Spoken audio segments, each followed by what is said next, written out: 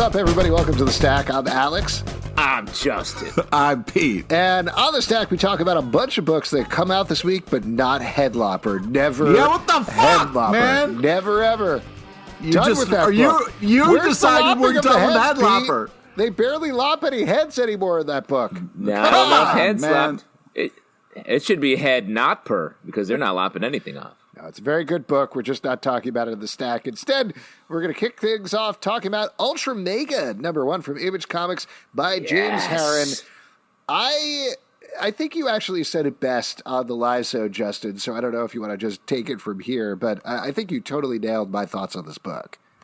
Yeah, so this book is it's a take on kaiju, sort of a dark take. I've never been a kaiju guy in Really? comic book form. Just in the comics, I feel like a lot of them are sort of similar to what we've seen before. And this book is such a dark take on it. You're in this character's head. It's just such a fresh version of this type of book. I loved every bit of the story and so many surprising moments. And especially where it lands by the end, this was definitely the most, caught me off guard and was the most surprising and exciting book of the week for me. Wow. Pete, what about you? I loved it. The art's unbelievable. This is a real epic book. Unbelievable battles. Super gross. The storyline is really creative and different. It's dark in all the right places, creepy and like gross looking in all the right places, and huge and intense in others. And it's just really, really well done. It's also the rare book. Sorry, before you get there, Alex, one last thing. It's also the rare book that like goes hard. It doesn't just like set up the premise and then sit in it and be like, tune in next week kind of a thing. It goes hard at the ideas and really pushes it.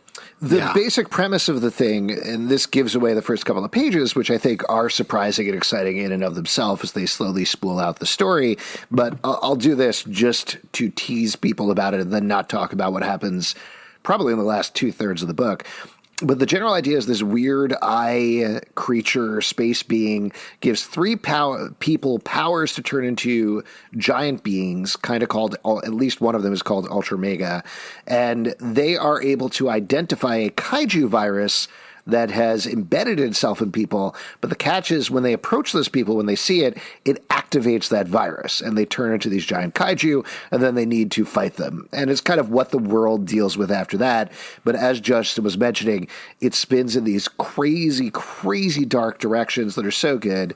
Art-wise as well, Pete, I don't know if you're going to take exception to this, but this reminded me in a really pleasant way of Daniel Warren Johnson and his work, just because all of the action, I think this was the thing as well that really shocked me about this book, because I'm also not a huge kaiju fan most of the time, is how clear and unique the action felt across the board, how well it was staged.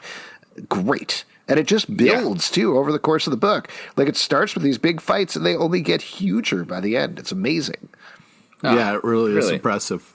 I guess I'm the only guy who likes kaiju, but that being said, I agree with Justin with the way that it moves. It's this book. It feels like they really sat on this book a little bit before releasing it and went over it again and again and tightened and made all these different things. Like, because the way it's just a powerhouse from start to finish. And the creator talks about this a little bit at the end. We should also mention it's an oversized book. I might have the page count up, but it's at least 60 pages or so. Yep, 62 pages of comic action. Yeah, and he talks about this in the end where he says, I know normally it felt like you should be doing 20-ish pages of a book, but there's so much more he wanted to say in this first issue that he just jammed it all in there and worked on it, and it's totally worth it. This is an incredible book. Definitely pick it up. Easily the pick of the week, but lots of other good things in the stack, so keep listening to our podcast, because here we go. Because we got a banger. Just because we got a banger. Well, when you're listening to an album. The comic book shop. No, I mean, that's how I would listen to it. I would just be like, well, all right, looks like this is the one they recommend. That's all I need to hear. I'm going to go to the shop. Well, so stay tuned for our even more pick of the week that we're going to have by the end. Nice. Way to sell it up, P.T. Barnum. Pete, when you listen to albums back in the day where you're like, oh, great song, smash. I'm done with this shit. That's right. Yeah. You're like, Pearl Jam 10? Oh, Pearl Jam 1. throw the rest away. I don't care about the rest of these songs. Black Knight, Curse of the Ebony Blade, #1 from Marvel by Cy Spurrier and Sergio Dávila. We read the Black Knight King in Black one-shot, enjoyed that, but I think our general impression was it felt like, this is really just setting up a Black Knight series. Surprise, it was in fact setting up a Black Knight series, and what you get here is also a very dark take on a classic Marvel character. Justin, you're a fan of the Black Knight. How'd you feel about this one? I love the Black Knight, and this is another great book. They do a great job in this book of specifically setting up Black Knight as sort of the dark side of a Thor. There's a lot of the Black Knight, famously an Avenger, sort of a mid-tier Avenger who wasn't a super big hero, but was around a lot in different eras of the Avengers. And in this, he feels that. He's like, I wish I had friends. I wish I could hang out with the Avengers. Like, it's sad. It's got to be tough. You're so close yet so far away. Yeah. Well, he's close. He's in the Avengers, but that's what I mean. But they won't hang out with him. Yeah. It's a bummer. They only call him for the real fucked up missions. Yeah.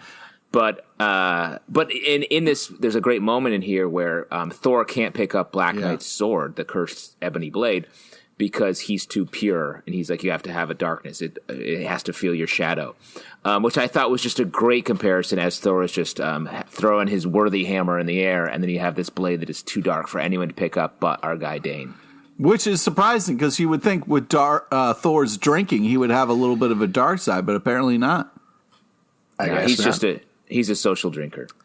But it is interesting the way the conflict that he has, and the way that he has to use kind of the darkness inside of him. It's not the goodness that he uses to fight. It's the dark side. It's kind of like the anger. So like I very much related to that. And it was very cool, like this moment of him trying to deal with his emotions and talk things out, in a way that he can be okay with who he is and how he battles and stuff like that. I thought it was very interesting and cool. I like this book quite a bit, too. Let's move on and talk about Orphan and the Five Beasts, #1 from Dark Horse Comics by James Stokoe. This is, Pete, I don't know why you need your head lopper when you got your Orphan and the Five Beasts. I mean, come on, you got an angry fighter, you got a bunch of lopping going on. That's got to satisfy you. This is over the Pete plate right here. Yeah, I mean, this was great. Don't get me wrong. This was a lot of fun. The Thigh Master or whatever was really fucking badass. The just kind of the cloak dude who is just like really great at fighting. I very, very much enjoyed this book. And just to be clear, we like Headlopper. I'll stop pretending that I'm slamming it over the rest of the podcast. Love Headlopper. But this is exactly what you wanted out of James Stokoe. Not, I'm trying to think how to describe it, but just like quest to kill 5 increasingly probably deadly villains who have killed this Ronin's master sort of story. You kind of know what you're in for, but it's the regular requisite James Stokoe insane art. This is very fun. It's very enjoyable, and it looks great. Yeah, I also really like the kind of setup. Sometimes we get a setup of like, I have to avenge because of this or whatever, and it's sometimes interesting, but sometimes kind of typical. This is a very kind of cool story to kind of set up like how this is all going to go down. Like this whole like you make a promise to, okay, I'll give you this power, but then you got to come back and learn the right way to use it. And like, I thought it was a very cool setup for premise and for all this unbelievable fighting and action. This feels like it's at the intersection of Teenage Mutant Ninja Turtles, the classic, Usagi Yojimbo, and Ballsy, Dragon Ball Z. Oh, wow. And that intersection is actually where Pete lives. If you're ever looking to send some mail to Pete, that's the address. Yeah, I definitely get my mail there. There's no question. Let's move on and talk about Catwoman #29 from DC Comics, written by Ram V, art by Fernando Blanco. In this issue, Catwoman is running shit downtown, but there's some different forces who are closing in on her at the same time. A couple of things that I'll throw out to you guys right at the top here. First of all, I sort of felt this last week, but I felt this even more this week. I am really appreciating Future State even more based on the fact that DC set up these art teams, kind of gave them 2 months to play around and figure things out and then put them on the permanent titles. And that pays off here with a really good, beautifully drawn story. I haven't read Catwoman in a really long time, but I like this quite a bit. On the flip side of things, I am wondering, and I know there have been blowback, should they have renumbered these to number 1? Wow. Oh, my God. Oh, Jesus Christ. I mean, I'm surprised they did, to be honest. But I do think coming out of Future State, which was all number 1s and 2s, I get why they just kept it going. And I appreciate that a little bit more. Because I think Future State was sort of the bait to get you to sign on to these books with these great new creative teams. And I want to say, I feel like Ram V is having a moment. Yeah, Ram V. I agree. I really like this book. I like how the villain is kind of similar to Ghost in the Ant-Man movie. I also love this kind of strung out Riddler a little bit who's hooked on that ivy. You know what I mean? Like, very interesting take. There's a lot going on in this book, which I appreciate. This is a very cool Catwoman book. The art's fantastic.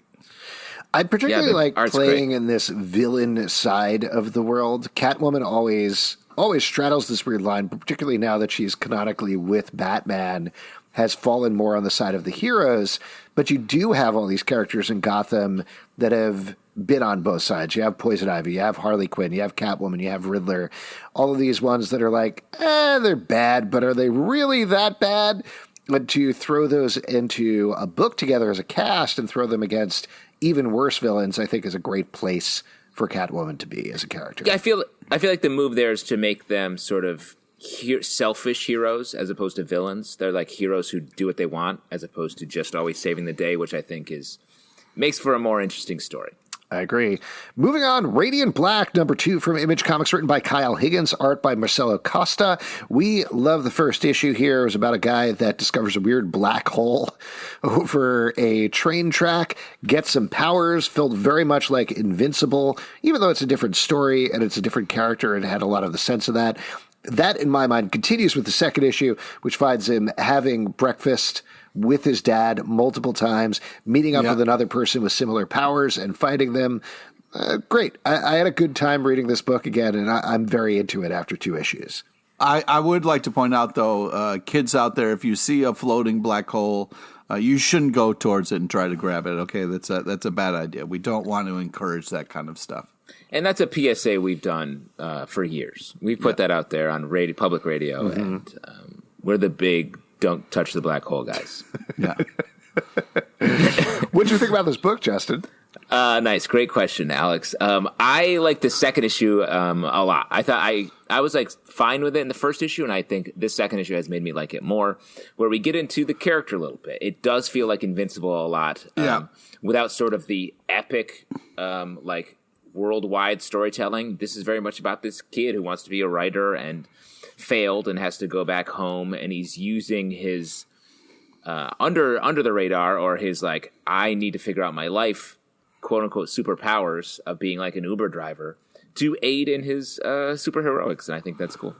Yeah, I think this is not only like stylistically very cool, and I like the outfits and like how the kind of when they're suited up, how that all looks amazing. But I also like the person inside the suit and the struggles with what's going on. And yeah, like you don't want to deal with your parents. Like sure, you got to talk to them around mealtime, but otherwise, parents fuck off. You know what I mean? Like I got shit to do. So like I appreciated the check-in stuff. I mean, but I'm very interested to see like now that he has a plan, like how this is all going to go. I think it should be interesting to follow. Next up, The Amazing Spider-Man King in Black, number 1 from Marvel, written by Jed MacKay and art by Michele Bandini. In this, we're getting 2 stories. The first one has Spider-Man feeling super guilty, as I think, frankly, he should, about everything that's happening in King in Black, teaming up with Reptile, who is one of the characters from Avengers Academy and then Avengers Arena, I believe, as well. And then the backup story shows us what's happening from Reptile's perspective and kicks off a new Reptile series that is coming later in the year, which is pretty surprising. And you got the Kirky on the art there in the backup story. The Kirky? Yeah, Albuquerque. Oh, was that Raphael Albuquerque? You goddamn right it is. Is it? Are you sure about that? That's what I'm fucking looking at right here. That's what it says. All right. It says When backup story. Alberto Albuquerque. Alberto Albuquerque. That's not Raphael Albuquerque. You're right. It's a different, but it's still a Kirky. different Kirky. It's a different Kirky. Well, thank you for giving your credit regardless. I appreciate that. Yeah. Classic. But let me just ask you something. Yeah. What? It's about time you threw a question. Nick Spencer is completely off this book now? This is not Amazing Spider-Man. That. This is a King in Black one-shot. Huh. What emotions are you going through right now, Justin? Can you talk about this book? Because Pete's, I was just hoping God that love you, this Pete. was you are all over the place right now.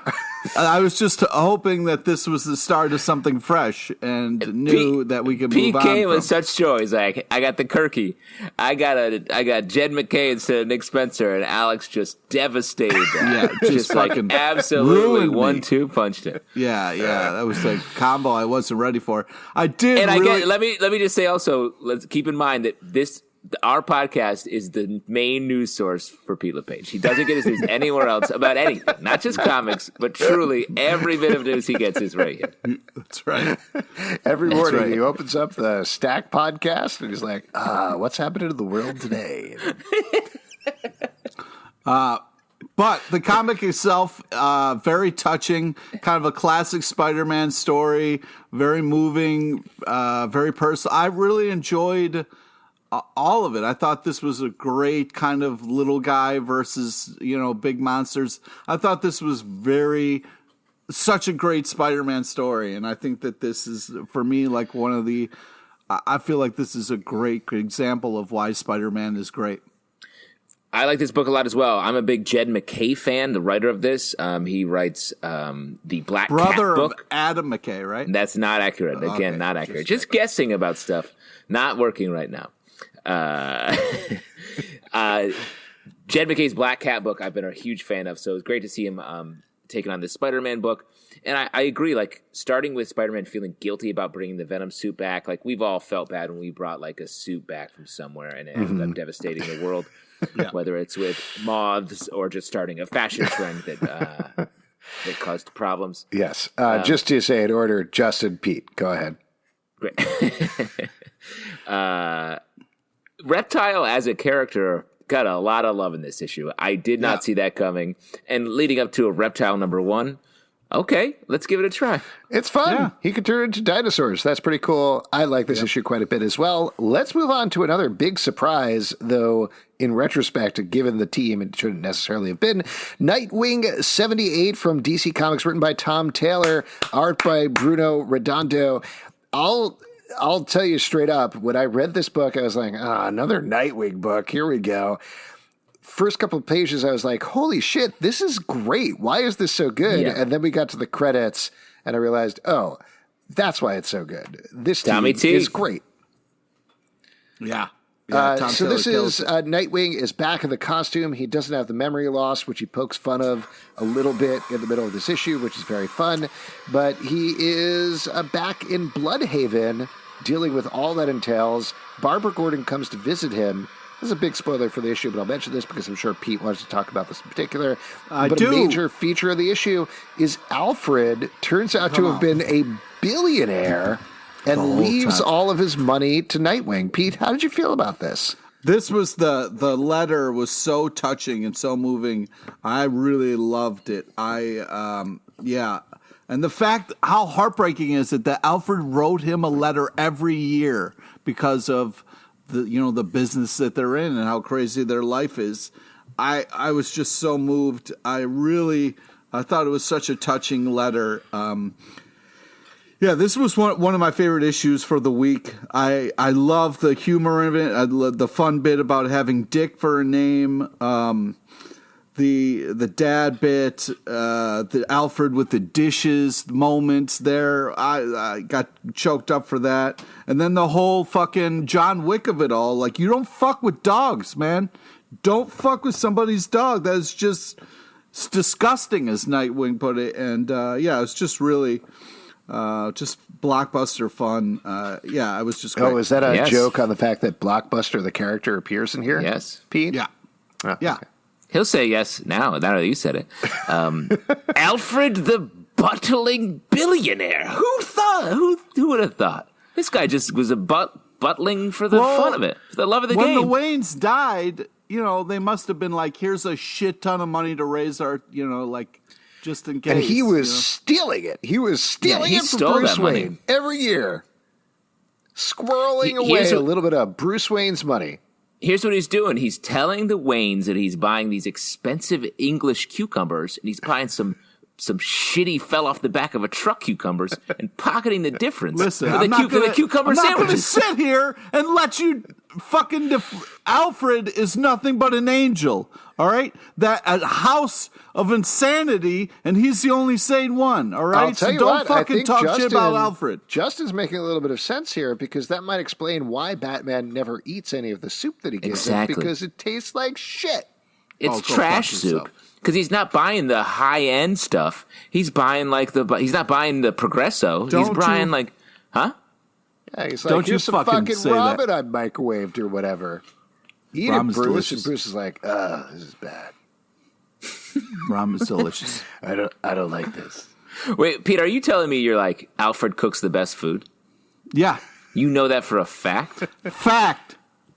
Alfred, he only made little sandwiches and soups. That's not like he was bringing out like a dinner. You don't know what he was doing when we weren't looking. What do you think his worst dish was? The thing when all the Bat family came over, they're like, oh, he's making his lasagna. That's bad.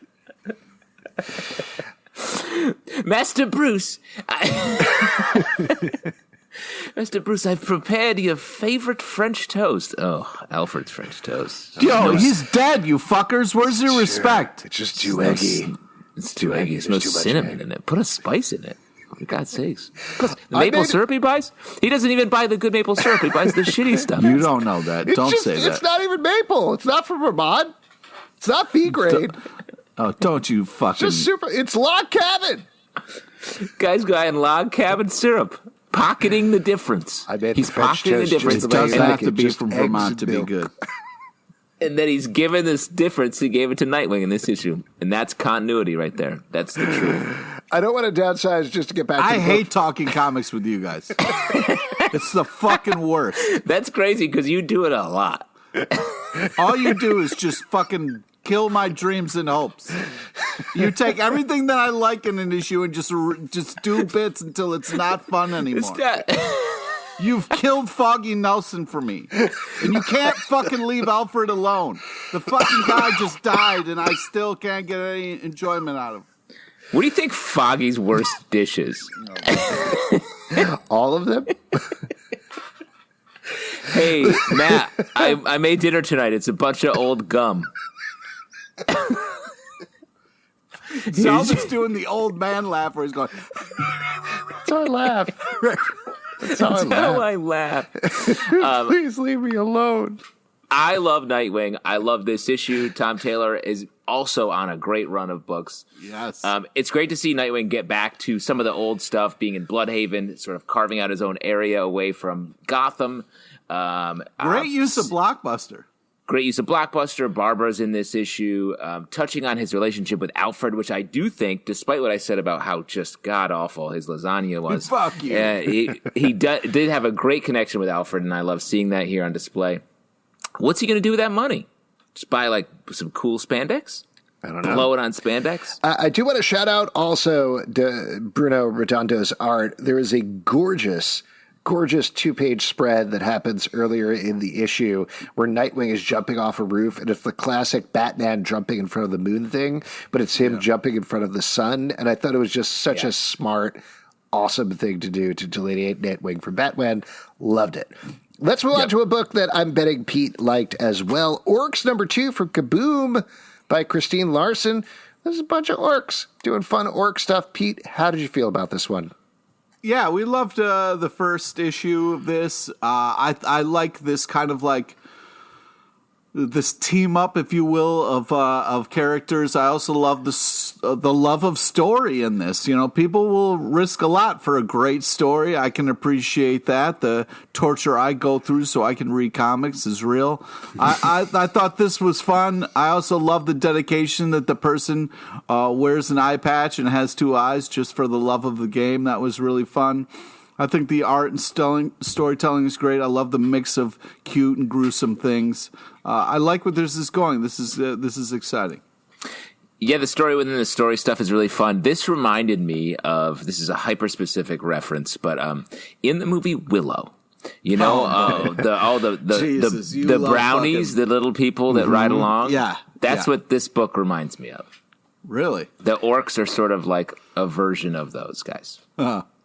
Yeah, I can see that. I think it's a fun book. People should definitely check it out. Next up, The Trials of Ultraman #1 from Marvel, written by, again, Kyle Higgins and Matt Groom. Higgy!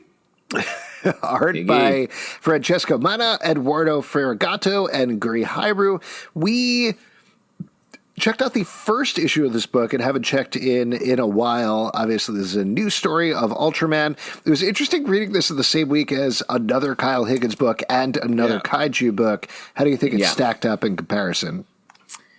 I wish I'd read this one first before I read Ultramega, because Ultramega felt so genre-breaking that this felt very, like, within the genre. And if you're a fan of kaiju books, I think this is a great version of that, and it's setting up a lot of interesting twists and turns on it, and a potential new villain that I was surprised. I thought it was the backup story. I thought it was an advertisement for another book, and then it tied right into this book. So yeah, I like this, but it definitely feels like just a fun new version of a kaiju book. Yeah, I thought this was kind of a comparison, regardless of what is better or whatever. I thought this was a cool take. It felt different enough where I wasn't like, oh, this is kind of too similar. I enjoyed where this was coming from and the perspective. I also like the start of this book. I like what this is setting up. It's not as long as the other one. It's a little bit shorter, but they do a good job of like keeping it simple, teasing this story, putting all the things in place. I've followed it well. I understood what was going on. Thought it was great art and storytelling. I think this is good. My favorite part of this book is still the insert pages. I think these are the ones that Gurihiru is drawing, where it's instruction manuals for what to do for the kaiju organization or if a kaiju attacks. They're super fun. They're super cute. I like that quite a bit, and it really breaks up the story. Kaiju Steps? Kaiju Steps. There you go. Yeah. I enjoy those quite a bit. Agree with you guys otherwise. Next up, Justice League number 59 from DC Comics, written by Brian Michael Bendis and Ram V. Art by David Marquez and Xermanico. So the front story is Brian Michael Bendis on Justice League for the first time. Backup story is Ram V doing Justice League Dark. What'd you guys think? I thought it was a fun issue. It's kind of a setup issue, but really love the story and the art. And, Green Arrow wants more out of life, It's interesting what the take here. This feels like a Black Adam book in a lot of ways, and reintroducing one of Bendis' characters, right, at the end? Naomi, yeah. Yeah. So, I don't know. That got me a little bit like, this feels like a very Bendis move where I don't know what the story is going to be about. It feels like it's like him being like, here's some stuff I think is cool. And I want it to be a little bit more of like, here's an idea that I'm excited to create for these characters. I thought this is the art's really beautiful in the front story. Good Aquaman issue, if you're an Aqua fan. But I don't know what the direction here is. It feels like it's almost like, you like the Justice League? Well, here's a totally different bunch of people who are going to operate like the Justice League. The Justice League Dark Backup by Ram V I thought was great. Spin this off and make it a book. Yeah. I agree. I really like the backup. That was dark and weird and interesting in a very different way than James Tynion did the book, so which I loved. But it was interesting to see this change and this more mythical take on the characters. Yeah. For the front story, like this better than the Legion of Superheroes. I thought that was very messy. There were too many characters going on. It's surprising that Justice League feels like it has less characters and is more focused. So that's a little ridiculous, but the characterizations are good and fine. I don't know. Like you said, there's a lot of Bendis-isms in the book, and I would like to see what he does going forward, but it felt a little derivative down to basically doing the New Avengers cover on the cover here, but with the Justice League. And if he's going to do that, New Avengers felt different because it was Bendis coming in and doing his Bendis thing on Avengers for the first time. You don't necessarily get this here. I want him to do something bolder and more exciting. Yeah. If he wanted to do the New Avengers for Justice League, give us that hit, give us that swing, and have all these new characters introduced and have it be that. Because that's still a story that like sticks right in the memory because it was such a big new change for the Avengers. Instead, it feels like sort of a middle ground here. I agree. Last one is to talk about Snow Angels #2 from Comixology, written by Jeff Lemire, art by Jock. We like the first issue of this one, I believe, quite a bit. Takes place in a post-apocalyptic world where everybody lives in a snow-filled trench. A family, a father and 2 daughters, is being chased by a guy named the Snowman. That picks up this issue. Pete, you've always been scared of snowmen. What did you think of this one? Yeah, I mean, what's great is snowmen themselves are scary, but this is a nice heightening of that idea. I think this is first off, an amazing team, and this is very action-oriented, which I very much enjoy, and this does a great job, like, each issue kind of leaving you, like, really wanting more. I think this is a very intense kind of, like, reminds me of that horror movie where nobody can talk or whatever. So I think this is really fun, very creative. Love the way it ended. Love the art. A Quiet Place? Is that what you're thinking of? A Quiet Place. That's what I thought we have to talk about Kevin. Is that what it is? No, it's A Quiet Place. Nice. Either way. This book, everyone's skating really hard in this book. You got to skate hard, bro. You got to skate hard. So that was stressful. Great pace to this book and a lot of just like tense, a lot of tension. And I think A Quiet Place is a good comparison, I think. I would compare it to The Mighty Ducks, which is a movie with skating in it. Wow. That's true. And Pete, I know you love this. It's sort of a cutting edge with less romance. Toe pick. This is a great book. Definitely pick it up. You have another point you want to make, Pete. What's up? Yeah, I just wanted to, while you're wrapping up, while I was waiting for Headlapper to come through, I did read Superman Red and Blue, #1. And I just wanted to say, really fun, love the coloring, really amazing art. The Boy Who Saved Superman story by Wes Craig and Jill Thompson. So amazing. The art was unbelievable. It was watercolors, and the little Clark Kent stuff was very, very adorable. I love how you act like, well, I have no say in what happens in this show. And then you secretly just review stuff at the end. Yeah. It's nice. You take control in a way that I just would never be so audacious. Well, but thank you. I would like to review my dinner that I made earlier. It was taco night, obviously. It couldn't have been better than what Alfred would have prepared. I made Alfred's trash lasagna. Foggy's famous pile of worms. Oh, man. And that is it for our Stack podcast. If you want to support us, patreon.com/Comic Book Club. Also, we do a live show every Tuesday night at 7 p.m. to podcast and YouTube, iTunes, Android, Spotify, Stitcher, or the app of your choice to subscribe and follow at Comic Book Live on Twitter, Comic Book Club on YouTube, comicbookclublive.com for this podcast and more. Until next time, we'll see you at the virtual comic book shop.